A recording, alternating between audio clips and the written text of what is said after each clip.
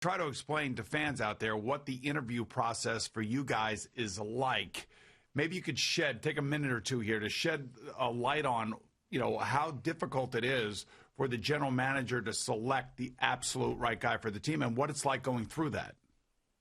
Yeah, I would say that, they're all generally different is the first thing that I've always been told. And I've been on, a limited number of these. I've only been on 2, to be honest with you, one of which was here. It's a different process everywhere you go through. For me, it was a lot of just philosophical talks and conversations about what we valued and how we'd want to do things, a lot of stuff of that nature. But I would say that, it's a very tough decision for ownership and the general manager to really make, because while you think these interviews are really, almost like week-long things, they're not. They're very quick snapshots. You've got to get across your message. They've got to ask the right questions, kind of get to the bottom. And that's why, you talk about Robert coming for a second interview. I think the length of the interview, is very important in terms of being able to really get to know each other. For me, it was a long one. Spent the entire day here last year. There's some other communication as well on top of that. Yeah, I think this year the one thing that's unique about it, talking to some of the guys that have been interviewing, around the league, is they're really starting through Zoom. So it's got to be a different feel for, sitting across from somebody, but now you're looking through a computer screen and trying to get a feel for each other in terms of, if you're hiring, is this a guy that I want to run my team? And if you're the guy, interviewing, is this the place that I want to kind of go ahead and try to establish myself with in terms of, do we really have a feel for each other? So to me, the second interviews in this process this year have to be critical. But the feedback I've got from guys interviewing this year, talking to guys around the league, is it has been obviously a different experience going through the Zoom stuff. I would think that every team asks a prospective head coach who his staff is. Isn't that like one of the more important questions, and to have answers to be able to give an idea as to what your staff is going to look like, what kind of offense you believe in, what kind of defensive scheme and structure you believe in, and how your special teams are going to look? Yeah, that's definitely part of it. I think part of the question coming in is a lot of people want to see something along terms of some kind of coaching binder or calendar, something that shows you're organized. And then also along the same lines, they want to talk about your staff. Who do you want to bring in? The only thing I'd say is the promising on the staffs is very difficult in terms of a lot of times guys go into interviews and say, okay, I'm going to bring, Mike Ditka's going to run this side of the ball, and Bill Walsh going to run the other side of the ball. And it's like, well, those guys may not be available. And in the NFL, in terms of, what the rules were at least last year, you have to get permission to let guys out of their contracts and get going. So unless somebody's necessarily free, if their contract's running up, or they can get out, a lot of times there's just kind of promising names you can't always deliver on. So it's something you have to be careful with right there. To me, it was important last year with the Mariners was just I wanted to explain more so instead of who I was going to hire, the type of people I was looking for, what I want the offense to look like, the defense, kicking game, the kind of people I valued in the organization. Because to me, it's when you do it right and you have success, there's going to be guys in your staff who are going to have opportunities to move on elsewhere as potentially head coaches or assistants that may become coordinators. So to me, it's more important about, the philosophy of who you want to hire, what kind of people you're looking for, and then what your plan for developing them internally is. And that's something that's important to me is instead of always having to go outside to bring somebody new in, is you're better off working with guys you already know.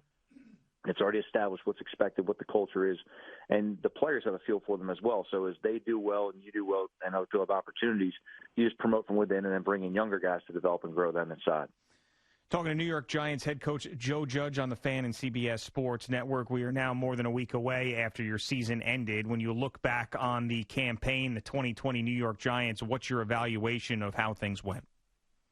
Yeah, look, it was obviously a very challenging year for everyone in the league in a lot of ways. There's a lot of things to overcome, before we even got to the X's and the O's. I'm proud of the organization where everyone was able to work together with one vision, get moving. I was proud of the way the players, handled a lot of, adversity through the off season of how to prepare, definitely an adjustment to training camp, and then a lot of things within the season in terms of the protocols they had to operate in, throughout the way. And I think there's some things that, obviously you don't make public and you don't talk or make a big deal about because everyone's dealing with things, but there are a lot of things within the league that every player on every team this year had to really deal with, which was far from normal in the scope of any normal football season. I'm really proud of the way our guys worked. I made it clear last week talking to the team and talking to everyone else that, look, I guard a lot of things that I do very closely in the way of witness and everything, but I really had, really one true goal for this year, and that was to get the foundation and the culture laid. And I found that, that was definitely a success for our team moving forward, and I found that out really when we were at 1-7, that midway point. And obviously there's a lot of, difficulty and there's a lot of noise on the outside, but inside I could see the guys coming to work every day, doing it the right way, trusting the process, and improving. And then that started turning in the back in the year. We were able to go 5-3 in those last 8. But I think all that was from all the positivity and, belief they had in the system going through those first weeks where it was 1-7. So to me, the toughest part is getting the foundation laid to make sure that everything you build on top of that, you can stand on what the base of the organization is going to be. And I was really proud of our players and how they were able to do that. You know, it's a learning experience for sure. First and foremost, how happy were you to hear that Patrick Graham was turning down head coaching opportunities and interviews to stay with you? Well, look, keeping Pat here was definitely a priority for us. We know Pat's going to have a lot of opportunities going forward. He's a very, very smart coach. He's a very good communicator. He has a lot of really good ideas, and he's very good getting the players to buy in and understand the concept he's trying to do. But, yeah, look, I'll tell you what, I mean, that to me was huge. That was huge. I mean, Pat's a great coach. He's a good friend. You know, being able to keep him in this organization for as long as we can, that definitely was a priority. He's a tremendous help to me. I mean, he carries that title of assistant head coach, and that's not just fluff on a sheet. He does a lot of things helping me internally. To be honest with you, right now we're in the building together. He's the only other coach in here right now. We've already started kind of floating through some sheets of, you know, free agents and start like poking around some of the draft stuff right now. So, I mean, he's great to always bounce ideas off each other. And definitely, you know, look, I'm definitely happy he's coming back next year. You know, continuity is a key for sure, and that's a good thing for you guys. Any regrets on playing Daniel Jones against the Arizona Cardinals, especially after coming off the big victory against Seattle? You know, I thought you guys raised your level of play to support your backup quarterback, Colt McCoy. You come back, and it was obvious to all of us that Daniel was not 100%. And I know you have to make a tough decision there because the player wants to play, but it really looked like he wasn't ready to play. You know, I'm not a big regrets person. I know what you're alluding to on that, though, Boomer, and it's definitely a fair question. I would say this, you know, going into that game, we made sure that we did absolutely everything we could to ensure that he's going to be able to go out there and he was going to come out of the game no worse off than he would be with the current injury that he had. And to be honest with you, that actually improved throughout the entire year. At no point did he have a setback with the hamstring issue. And this guy did a really good job. And look, it wasn't easy for him. He's a tough dude. And look, sometimes there's a lot of injuries that are worse than kind of are initially led on to. And his was definitely a significant injury that he battled through for the rest of the year. There were some things we had to adjust to within the game. Obviously, it was a different style of play than what we've been doing for the previous weeks with Daniel. Arizona had a good game plan, and to be honest with you, we didn't coach well enough in that game, and we didn't play well enough in that game to take advantage of it. But Daniel was physically able to go on the field. To me, it'd be more about making better adjustments in the game and making a better game plan on the front end. But we have to learn from that experience and go forward. But I'm proud of the way both him and Colt played this year. You know, I think one thing about Colt is how good a teammate he was throughout the year of staying ready and being very supportive of Daniel. When his number got called, I think the team rallied around Colt so much because they saw how hard he worked in practice on a daily basis and how much of a team guy he really was. And, you know, I think one of the funny things is, you know, it's almost the defense, you know, had such a close connection to Colt because he played so much against our defense in practice and was great in terms of giving us feedback as coaches that we would do certain things for whether it's a third down or red zone game plan. We'd sit down after practice with Colt, and between, you know, him, myself, and Pat Graham, he would kind of just give us some insight. Hey, listen, I see what you're doing here. I can tell what the coverage is going to be based on this guy's alignment, or this disguise is tough for me to pick up on. So he gave us a lot of feedback, and those defensive guys really got challenged by him on a daily basis because Colt wasn't going out there to just go ahead and read a card. Like, he was going out there to make a play and, you know, try and win the drill. So, you know, they got to compete against him every day. So when his number was called, there's a lot of confidence from the team and him as well. You know, Joe, we're talking to Joe Judge, head coach of the New York Giants. We often talk about dedication, a player's dedication to his craft, to his business, working hard, keeping his head down, not making the story about himself. It's a team-first attitude, which you brought here. And given in light what happened with Dwayne Haskins down in Washington and how everybody talks about dedication and how you measure somebody's dedication coming out of the draft, why are you so sure that Daniel Jones can be a long-term solution at quarterback for the Giants? You know what? About a year ago when I took this job, you know, obviously everyone's busting my chops a little bit because I wasn't, you know, fast to start talking about any individual players and try and put any kind of titles on them. And that was trying to be fair to the players. And I didn't want to go ahead and create expectations that they had to live up to. I wanted to give them the opportunity to learn the systems, to perform, and just grow within what they're doing. We have a young team, especially a lot of the players who are being asked about. We're the young players. You know, specifically with Daniel, and I shared this with him earlier in the years, I told him, I said, look, part of the thing we'd evaluate this year is I'd evaluate you and see if he was really the answer and see if he was the guy that we could build with. And there hit a point in the year where you could see there were different, you know, traits that he had that the team really responded to, and his level of play was raised. Now, look, there's a lot of things you could argue in terms of, you know, statistical output, this or that, but I'm just telling you, when you watch the guy, how he handles the huddle, when you watch how he has command over the offense, when you watch how he's adjusted within game plans, when you see the level of toughness he plays with, and you watch him prepare away from the field, better than anybody else, on a daily basis. And that's saying a lot because our guys really empty the tank every day. There's a lot of things you look at with him. You say, okay, this guy gives us confidence to go forward with him because we know he's going to be prepared. We know he's going to compete, and we've seen improvement from him. And there's a lot of things that kind of go unnoticed, maybe by the naked eye, or things you're not privy to seeing within a daily day of meetings or practice. But there's a lot of things he's just done repeatedly where I can look at him with confidence and say, okay, this guy gives our team a chance to be successful. Talking to Joe Judge on the Fan and CBS Sports Network, your comments after Week 17, Eagles-Washington, went everywhere. It became a national topic. It wasn't a New York-only topic because of what you had to say. You didn't address the Eagles specifically, but a lot of people knew what you were talking about. Now, some of the criticism that came out of it was, hey, you guys went 6-10. You weren't good enough to make the playoffs. You have to look at yourself in the mirror as opposed to worrying about what another team has done. Some of that criticism that was out there, would you like to address the people that were coming after you and your record as opposed to pointing the finger maybe at what the Eagles did to not try to win a game in Week 17? Yeah, I'd say first off, any criticism on me, to be honest with you, I've got pretty thick skin. I always keep in perspective what it is. But I would say this, look, I spent about the previous 20 minutes of that interview explaining that we had 16 opportunities and we didn't take advantage of them. And that was my message to the team after the season. That's the reality of what it is. It's a production business, and we have to do better. And our fate should never be in anybody else's hands. And we don't depend on anyone else to be successful. And we're not upset with somebody else for our limited opportunities. There are our opportunities, and we have to take advantage of them. I can't be more clear about that. Look, I'm not a guy that makes excuses. We're not a team that makes excuses, not now, not ever. My comments were clearly what I've been saying to our team since day one about our approach to how we're going to play the game here. And my comments were specifically in response to the question that my players have been asking me throughout the day concerning some of the things that happen around the league. To me, it's important to respect the game. It's important to respect the players that lay it on the line for you every day. That, to me, is critical. Our job as coaches is very simple. You put your players on the field, and you do everything you can to give them a chance to be successful. That's it. Don't make it more than what it is. And the players' job is to go out there and execute the plan and play as hard as they can for 60 minutes and do everything they can to win the game.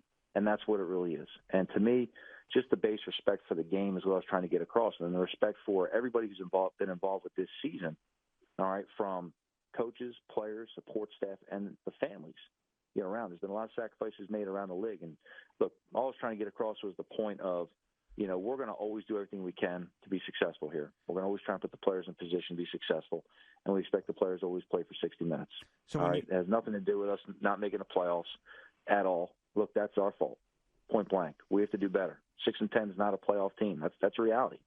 That's what it is. You don't deserve to be in the playoffs with that. And our guys know that. And they understand that. Our guys are very, realistic at how they look at things. We're very honest and transparent with our team in all moments. We're not trying to sit back and trying to make some kind of excuse, or we're not sitting back trying to paint some picture someone else owes us anything. They don't. We owe it to ourselves to go out there and make sure we take advantage. But what I was commenting on was a question specifically about had our players they asked me about that, how did I respond to it? And I was very clear on what my message to the team was throughout the year from I got here day one. And then also on the last meeting we had as a team, that's what I share with the team as well, just so they can understand our approach as an organization here and my approach as a coach to make sure they're always out there fighting for a reason. So do you believe that the Philadelphia Eagles, the way they handled that game in Week 17, disrespected the NFL game? Look, I'm going to let the Eagles speak for themselves on that one right there. I think I'm clear at this point, Greg, and just I'm going to leave it at that right there. Okay. I was pretty thorough in the way I explained everything, so I got you. Let's go ahead and let them speak. I actually like the way you explained it, Joe. So I don't. You keep saying it, man, because you're talking to your fans. You're talking for your organization. You're not talking for anybody else. Now it is interesting that Doug Peterson gets fired yesterday, and nobody likes to talk about coaches losing their jobs and things of that nature. You've coached against him now as the head coach of the Giants twice this year. You also saw him in the Super Bowl when the Eagles were able to come back and beat you guys and put out huge offensive numbers. Your sense of who he is as a coach, and did he deserve to be fired, and should he be hired somewhere else? Well, look, I'm never going to comment on anybody else's job. That's their decision as an organization. I can tell you I have a tremendous amount of respect for Doug. He's obviously accomplished a lot in this league. He's done a lot with that team. I've gone against him twice. Both games were obviously, hard competition. Each one of us, we're able to have success with our teams one way or the other throughout the year. But I have a lot of respect for Doug. Going against him now, like you said, several times, including going back to 2017 when I was an assistant. And he's done a good job with that team. I'll let the organization speak for the decisions, what they want to do going forward. I'm going to always, go ahead and avoid talking about somebody else's job, whether it's on this staff or somewhere else. But a lot of respect for him and what he's accomplished in this league. Now, in a general sense, not just Doug Peterson, but do you believe, having been a head coach for a year now, that when someone is, an organization moves on from a coach, that coach, if he's given an opportunity, should jump right back in? Or do you think that maybe after the way things went in a certain place, that maybe a year off would benefit a particular coach before jumping back into the game? I think it's on an individual basis. I think you've seen on both sides. You've seen guys take a year off and come back and have great success. You've seen guys jump right into another job and do the same thing. So to me, it's on an individual basis. I think, obviously you've got to look in terms of, what each individual coach, needs in terms of, time to, gather his thoughts or get steam to go back up going, whatever it may be. And then also what are the opportunities presented to him at the same time? Just to jump back into any opportunity isn't always the right opportunity. Did you watch the games this weekend on TV, Joe? I did. I watched them all. I sat there with my sons and sat there and watched the game. And yeah, I mean, look, it's great watching playoff football, but it's also very frustrating at the same time. Yeah, I was going to say that. I know that the fact that we had 6 games this weekend was awesome. I thought the NFL did a great job with Super Wild Card Weekend, adding another wild card team, which was great. And it's unfortunate you guys didn't make it. When you look at these other teams, is there a common thread that you see when it comes to the success of those teams? Look, I think when you get to playoff football, it all comes down to execution. You can talk about what teams have done throughout the year, how they've attacked different game plans. To me, it truly comes down to those 60 minutes of execution. And, I talked to our players before I left. I said, when you watch these games, sit back, relax, allow yourself to just watch and enjoy the games, but also watch the game from the lens that you've learned to really see it. Look at the situations. Look at the things that really impact the game. Turnovers, penalties, the mental errors. Take a look at, maybe something someone could have done differently and how we would have handled it. And really try to look through that lens. That's kind of when I watch it. I kind of sit down and I watch it and, make a mental note or sometimes jot something down in a notebook that I, come back in. There's a lot of texting going back and forth, to be honest with you, between, me and other members of our staff in terms of, all right, you see a situation, what would we want to do differently? How can we handle that? Or, hey, it's something maybe we should implement into what we're doing. But I think the common thread with all these teams always ends up being just execution. As you watch these games, obviously the intensity is up. But it's always a couple plays. It's never, very rarely is it a blowout, right? It's always a couple plays here or there, and how could you handle it different? It's a fumble here, it's an interception there, it's a costly penalty that kills a drive. It's a mental error where someone misses a blitz pickup and the quarterback gets strip sacked. So there's something that always, kind of ties to it. To me, it's who can do the best job for those 60 minutes, on that given day. Because at this point, all the teams in are capable of winning any game on any day. I'm not going to get specific. I want to get specific about a particular team. But first, though, Tom Brady was amazing on Saturday night, was he not? Oh yeah, he was. Oh he God, was. It was fun to watch him. Yeah, and he knows how to stand in that pocket. He knows how to read the defenses. And this is a hypothetical, and I know you've been up with Bill in New England. I was just wondering how you would have handled, like, say, a Week 17 game where where you are in the playoffs. And let's say your guys are healthy. I'm not talking about resting guys that have bumps and bruises that are maybe a little older and they need it. But I do think that some teams get a little bit careless in the final week of the season when the game doesn't really matter anything, and they give players off. And then when they come back and play the next week, they don't look right. I know that wasn't the way that it was done with Bill Belichick. Is that how you would carry your team? Honestly, I think it always comes down to the specific team and players involved in that specific case, where it's not going to affect seeding one way or another. I think for the most part, most players want to go out there and play a couple series. That's from my experience of listening to kind of older veteran players. There were times we had discussed sitting guys, and they came in and say, no, I want to go ahead and get the first quarter under my belt before we get into the playoffs. So I think there's things you have to consider in terms of who the team is and how they respond to everything. For the most part, you could go ahead and say, well, some such team, rest of their players came back rusty and started slow. I think that can happen either way. But to me, it's, you want to play your players as much as possible. You want to put them out there. You still want to be successful in that final game. I don't really see any game ever as a throwaway game or, take for granted game. So you want to put your team out there and give them a chance to be successful. Now, sometimes at the end of the year, that does include getting some other guys some reps, because as you get into the playoffs, they may end up having a significant role that maybe they haven't had throughout the regular season. You want them to be prepared as well. So there's a time you want to go ahead and make sure your guys rotate in there and get as many reps as can be. See, it's a tricky situation because I look at what the Pittsburgh Steelers did in Week 17, and there was a playoff spot on the line for the Cleveland Browns. It also affected other teams in the league, like the Miami Dolphins, and the Steelers did not put their best players out there in that game, and that had an effect on other organizations. What's your opinion on that in that situation as opposed to your opinion on maybe making a change in-game like we saw what the Philadelphia Eagles did in Week 17? To be completely honest with you, I didn't pay too much attention to how Pittsburgh handled the Week 17 deal. Well, they sat Ben and they sat Marquise Pouncey. So, I mean, they didn't play Ben Roethlisberger. So, clearly they weren't playing their best players at the most important positions. Look, I'd have to ask Mike and talk more about what his thought was behind that. Obviously, in terms of how that goes right there, was he trying to get somebody else reps to prepare them in case they had to play for the playoffs? I don't know where Ben was with everything in terms of health-wise. I can't really speak on that team right there. So did you call Nick Saban after last night's game, congratulate him, and say how you can get Devontae Smith on your team? I'll definitely touch base with him, talk about that this spring. I shot him a text this morning. Other than that, to be honest with you, the score got kind of carried away, and I've fallen asleep before the end of the game, but woke up to a lot of Roll Tide texts.